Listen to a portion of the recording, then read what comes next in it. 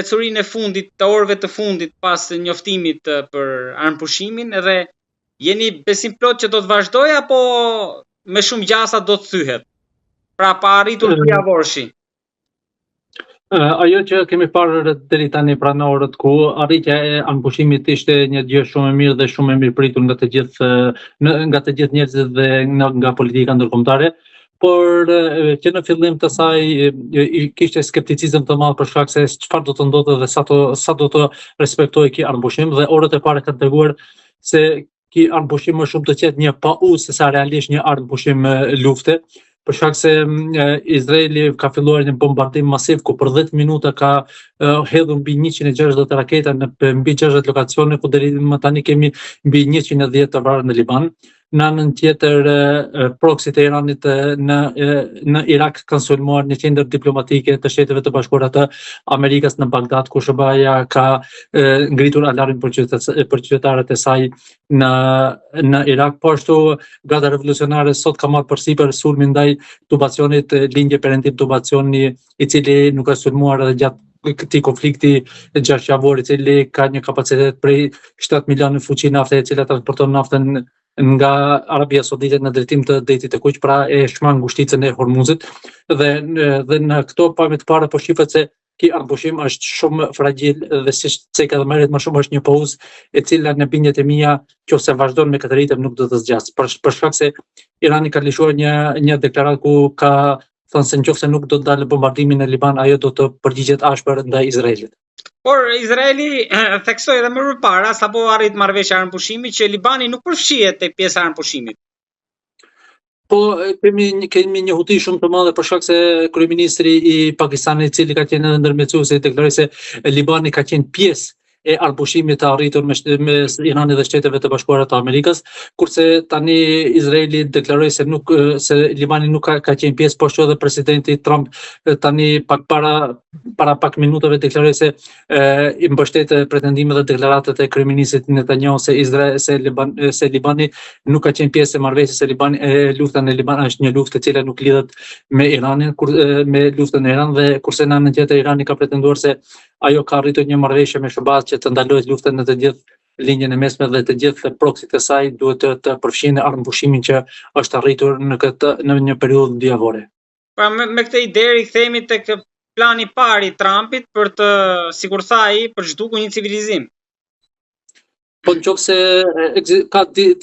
apo mund të themi 3 skenar tani se si do të vazhdojë kjo armëpushim. E para lidhet me arritjen e një marrëveshje finale që duke marrë parasysh qëndrimet e SBA-ve dhe qëndrimet e Iranit është shumë vështirë, dhe duket se presidenti Trump më shumë ka pranuar këtë 10 pikshin që ende nuk është pranuar zyrtarisht nga Shtetet e Bashkuara të Amerikës, përmbajtja e 10 pikshit, dhe duket se presidenti Trump më shumë e ka pranuar këtë marrëveshje për ta shmangur ultimatumin, për shkak se kishte dhënë disa ultimatume më herë, dhe nëse tani nuk do të reagonte, kjo do ta nxjerrte shumë keq edhe ata si president, po edhe Shtetet e Bashkuara të Amerikës si fuqi globale. Skenari i dytë është vazhdimi edhe pas 2 javëve mos arritja e një marrëveshje, po vazhdimi i armëpushimit, kurse skenari më i keq është thyrja e pushimit dhe involvimi përsëri të palëve në një konflikt të ashpër. Por SBA duket sikur e thatë dhe ju, mezi po e gjente këtë mundësi që të dilte një rrugdalje. Tani vështirë që do rikthehej edhe herë ndoshta ultimatumeve dhe presioneve. Po,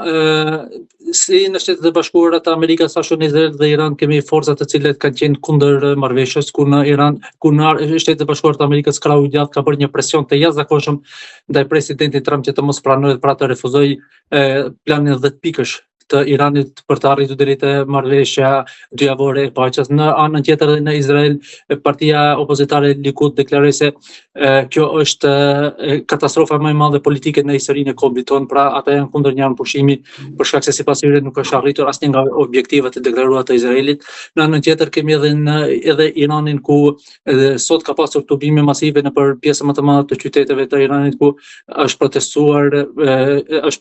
dhe është kërkuar vazhdimi i luftës kundër Izraelit dhe Shteteve të Bashkuara. Pra, në të 3 shtetet krahët ekstremistë janë të bërë një presion të jashtëzakonshëm që lufta të vazhdojë deri në fitoren përfundimtare të njërës apo të palës tjetër. Izraeli pra sërish po e rikthen luftë edhe me goditje ndaj Libanit të Shtetet e Bashkuara. Duket se po, për shkak se pak më herë kishte një telefonat mes presidentit Erdogan dhe presidentit Trump, ku presidenti Erdogan kishte bërë, nëse mund ta themi, një lloj presioni dhe një kërkesë ndaj presidentit Trump që në asnjë lloj rrethana të mos sabotohet dhe të mos ndërpritet dhe të mos lejohet sabotimi i armëpushimit, por duket se nëse lufta në Liban do të vazhdojë, pra sulmet e Izraelit dhe konflikti mes Hezbollahut dhe Izraelit do të vazhdojë, atëherë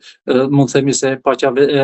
armëpushimit djavor vetëm sa ka marrë fund. Po, Erdogani çfarë i trembet këtu? Ndoshta se sigurisht ai di diçka më shumë për planet e Netanyahut e Izraelit që reagoi tani. Po, presidenti Trump e presidenti Erdogan ka pasur një kundërshtim dhe Turqia ka një kundërshtim të fuqishme ndaj Izraelit dhe vazhdimisht presidenti Erdogan e ka akuzuar Benjamin Netanyahu, kryeministin e Izraelit, se po saboton arritjen e një anëpushimi apo një paqe në linjën e mesme. Ajo që e frikson më shumë presidentin Erdogan lidhet me faktin e çështjes së kurdëve,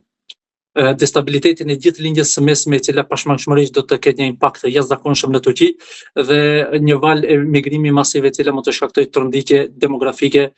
dhe sociopolitike brenda Turqisë. Po ashtu edhe kjo, nëse Irani do të binte si do të dezintegrojë, kjo të jepte mundësi Izraelit të ngritet si një fuqi shumë e madhe dhe një fuqi e parë rajonale brenda linjës mesme, dhe kjo nuk do të shkonte përshtat Turqisë, për shkak se edhe përkundër faktit se Turqia dhe Irani janë rival historik për më shumë se 500 vjet, që nga viti 1501 kur është krijuar edhe Shah Ismaili, kur ka krijuar i perandorinë persiane të kohës. Dhe që prej atij ata janë një rivalitet të fuqishëm me njëri tjetrin, por më në fund Turqia përsëri do të pranonte një rival, sikur Irani që e njeh sa një rival si Izraeli, i cili mund të shkaktojë destabilitet të vazhdueshëm brenda linjës mesme. Në fakt te plani 10 pikësh, ju si mendoni, ishte fitore për SBA-n apo për Iranin, sepse ndër dy mes pikave që janë më shumë të debatueshme, ngushticën e merr Irani përfundimisht, ndërkohë që me këtë plan, sipas interpretimeve të mediave ndërkombëtare, Amerika duhet largojë trupat nga gjiri. Nëse marrim për bazë këtë 10 pikësh, e cila ende nuk ka pranuar zyrtarinë e Shtetit të Bashkuar të Amerikës, ku një zyrtar i lartë në kushte anonimitetit deklaroi se nuk janë të vërteta këto pikat, por që pasi që nuk kemi një deklarim zyrtar të bën të mençoj se këto pika qëndrojnë. Ka disa pika të cilët realisht janë shumë të vështira dhe nuk besoj që do të pranohen nga Shtetet e Bashkuara të Amerikës. E para ka të bëjë me kontrollimin e ngushticës së Hormuzit, ku deri tani ngushtica e Hormuzit